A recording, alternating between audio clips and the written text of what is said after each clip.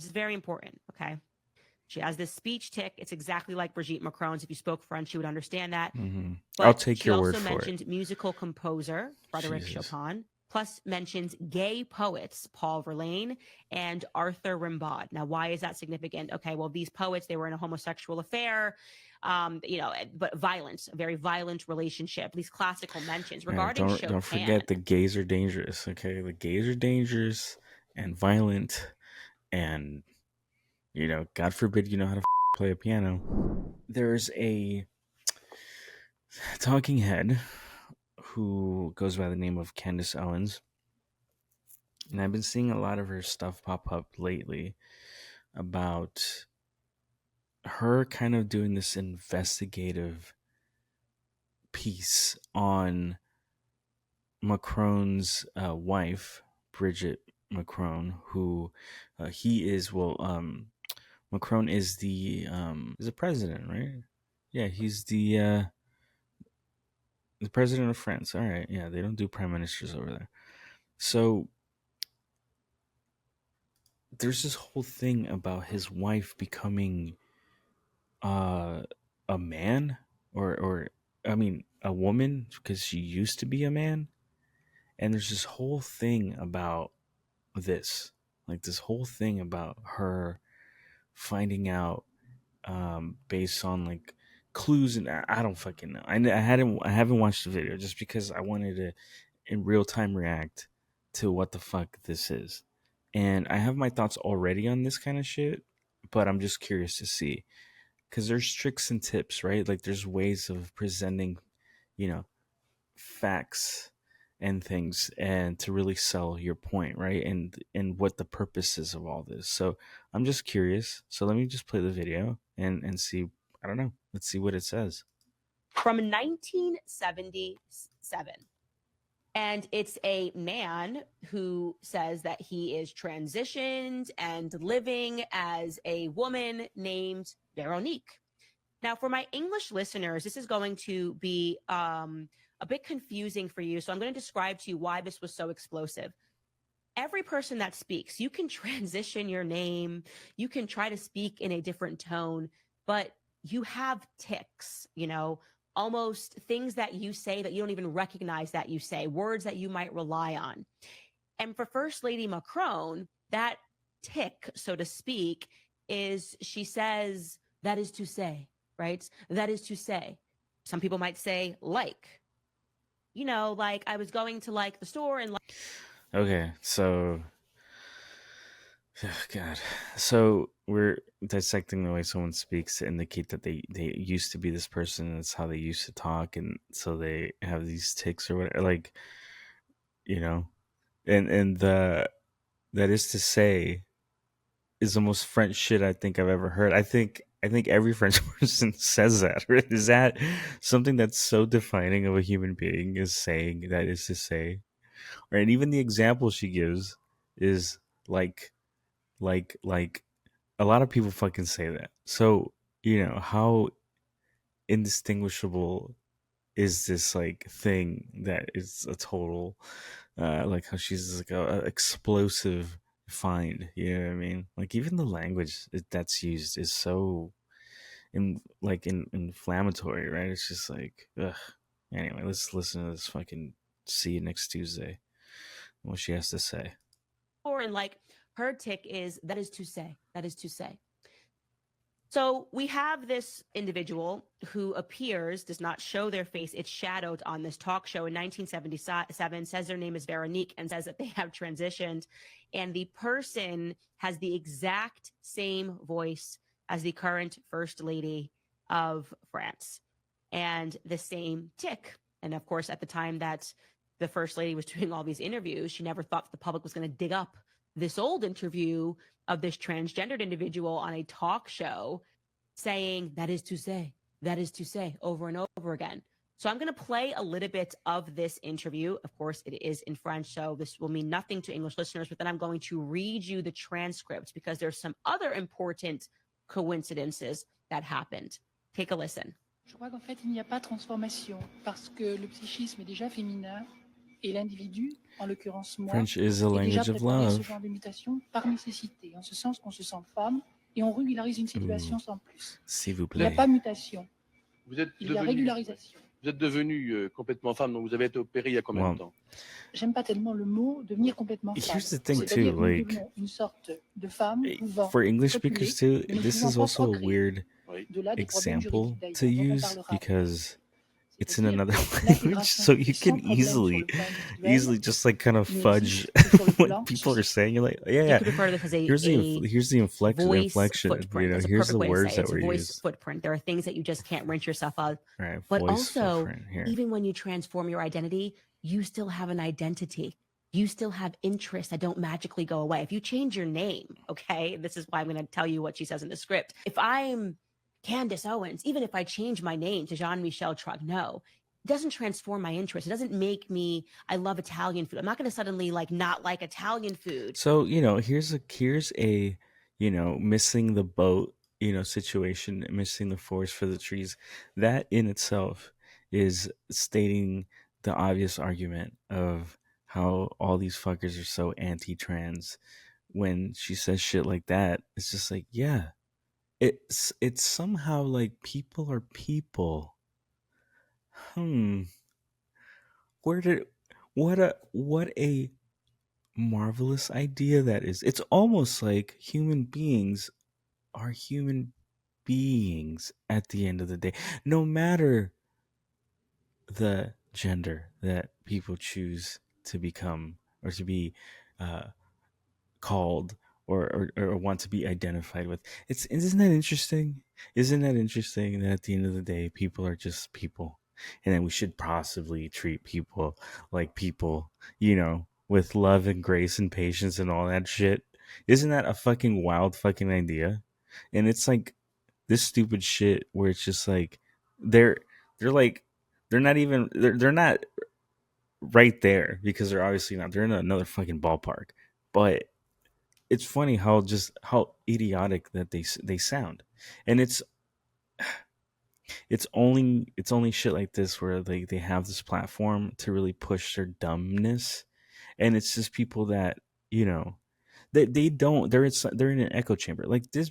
She's not fucking talking to anybody, on the regular, like having actual conversations or debates. And the shit that I've seen, like she goes and talks to like fucking there's nobody of substance that she goes and talks to that can really challenge kind of like these idiotic ideas and things that she says. And I mean, all these like kind of right wing people say, because they're in a bubble, So I don't know. It's fucking idiotic. But let's have her continue this top notch journalism 101 for us here. Because I could become Jean-Michel Trogneau. I'm not going to suddenly not be interested in the Blake Lively and Ryan Reynolds case because I changed my name legally to Jean-Michel Trogneau. So I'm going to pull up the transcript for you in English and read you what this is translating into. So the interviewer asks, he says to the audience, I can only guarantee the authenticity of Veronique's testimony. Veronique, I'd like to know if when you had this operation, which is the one you've had, it was a difficult moment for you, or was it just the culmination of something that had happened before? Veronique says, I don't think there's any transformation because the psyche is already feminine and the individual, in this case, me, is already prepared for this kind of mutation out of necessity, in the sense that we feel like women and we merely normalize the situation. There's no transfer, there's normalization. Interviewer says, so you're completely a woman? How long ago did you have the operation? Interestingly enough, she doesn't answer that part of the question of when she had an operation, but she goes on and she says, really interesting. I don't really like the words completely a woman. In other words, we become a kind of woman who can copulate but cannot procreate. Hence the legal problems we'll be talking about later. In other words, integration goes smoothly on an individual level. They only exist on a social level. The American like Protestant kind of, buckle on your shoes type conservative shit is like something that is such a stereotype that appears rears its head every so often when it comes to Europeans and how freeform thinkers that they are. Like, sexuality and the French are hand in hand with, you know, smoking a cigarette and eating a baguette. It's like the stereotype. You know, it's just like, yeah, the French, you know, the French are going to be a little bit more open to things, and in Europe in general, you know, the sexuality and all that kind of stuff is not, you know, as taboo as it would be here, right? So it's funny that there is this show. I mean, this is back in 1977. You imagine some shit like that here in 1977, like talking about like you know, like what the trans experience is like. That's insane. You know what I mean? But all right, let's hear some more. Okay, so already she's starting to speak about this trouble that we know that Emmanuel Macron's mother is going to concern herself with, which is like, okay, there are these legal problems with who we identify with and who we know we're women, okay, but we have these legal hoops and barriers, and this is why I'm breaking and telling my story, because we have to change this. We have to be able to change this. And the interviewer asks her, "Do you live alone?" Veronique says, "I'm not with anyone, but I've lived with a woman and conceived this union in the style of George Sand and Chopin. Chopin was probably a transsexual. His style of melody, the way he plays, makes this quite clear. I think the image that has been given of the Rimbaud-Verlaine union is a distorted, caricatured image that doesn't correspond at all." This is very important, okay? She has this speech tick. It's exactly like Brigitte Macron's. If you spoke French, you would understand that. Mm-hmm. But I'll take she your also word for mentioned it. musical composer Frédéric Jesus. Chopin, plus mentions gay poets Paul Verlaine and Arthur Rimbaud. Now, why is that significant? Okay, well, these poets, they were in a homosexual affair, you know, but violent, a very violent relationship. These classical mentions regarding Chopin. Don't forget the gays are dangerous. Okay, the gays are dangerous and violent, and you know, God forbid you know how to fucking play a piano. The first couple, when they were creating their legend in the public, claimed that they had moved a piano into the Élysée Palace because Emmanuel Macron, remember the virtuoso, loved to play Chopin for Brigitte and for Brigitte only. So this is something, this matters to the couple, okay? Regarding the homosexual poets that she mentioned, Paul Verlaine and Rimbaud, Emmanuel Macron, while acting as president, considered admitting them both into the pantheon, which is, it's where they bury all of these French heroes. Okay. And this sparked a massive debate. Like, should these people, first off, one of the lovers shot the other one, had to serve time in prison. Would this be a good thing to move them? He was going to honor them as this like homosexual, I mean, these homosexual poets, this and sounds very by French. burying them in this significant structure. But what ended up happening was Rimbaud's family firmly rejected that honor because they did not want his legacy to be reduced to a gay icon. And then there are some more interesting things to remember here, okay? When you jump back into the timeline, okay, so Veronique appears. We don't know what this person's name is in life. They're using this name for this interview.